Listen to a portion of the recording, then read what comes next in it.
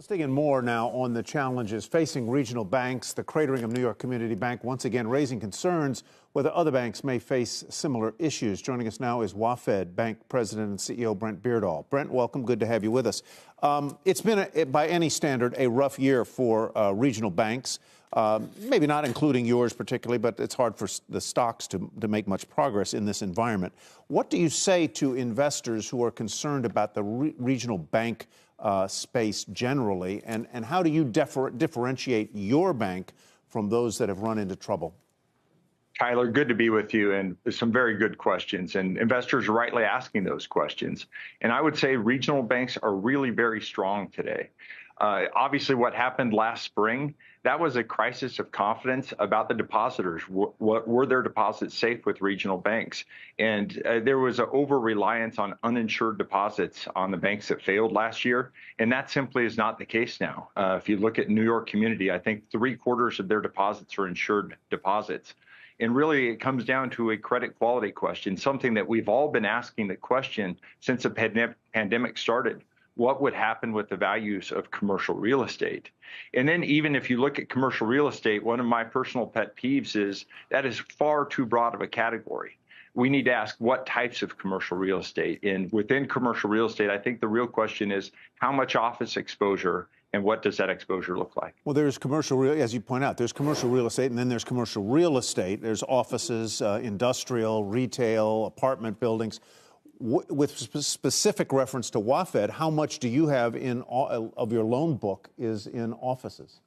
A great question. For WaFd, we are only just under 5% of our portfolio is office. And I'm very happy to tell you that we don't have a single delinquency in office. And we run current valuations on that portfolio. And right now, I think our loan to value is 64%. So I feel very confident where we are, right? But you never know. And the one thing that really feels good about office now, compared to a year ago or 2 years ago, you're getting more people coming back to the office. And you know, it is interesting how we get so worked up about certain segments. If you go back to when the pandemic started, one of the segments in commercial real estate everyone was worried about was hotels. What's going to happen in hotels? Nobody's going to hotels. No one's traveling. And who would have thought 3 years later, hotels are back to booming? In fact, many of our hotel operators are reporting profits that are 20-30% greater than where they were in the pandemic. So something tells me that we'll figure a way as a country to figure out what to do with these office spaces. Brent, I know we talked through this a bit in the first question about sort of regional banks in general, but maybe we can focus on WaFd. If I'm an investor and I'm still a little worried about what happened last March when I'm evaluating where to put my money, if I'm interested in a financial company, why does a company like WaFd make sense when I could put it in one of the big six? Yes, I understand deposits are insured, but that doesn't necessarily prevent a irrational run on a bank again, does it? It's a very good question, and I think you have to understand the underlying fundamentals. At WaFd, we've been around now for over 100 years. We've seen cycles. Cycles go up, cycles go down, and no one's immune from cycles. The question is, what is your margin for error? And we keep an excess amount of capital to be able to cushion ourselves for that problem. And if you look at our credit quality, I think we were 8 years before this last year. We had to charge off this last year, but before that, we were 8 consecutive years of net recovery. So it's all about credit quality and how comfortable are you with the credit quality.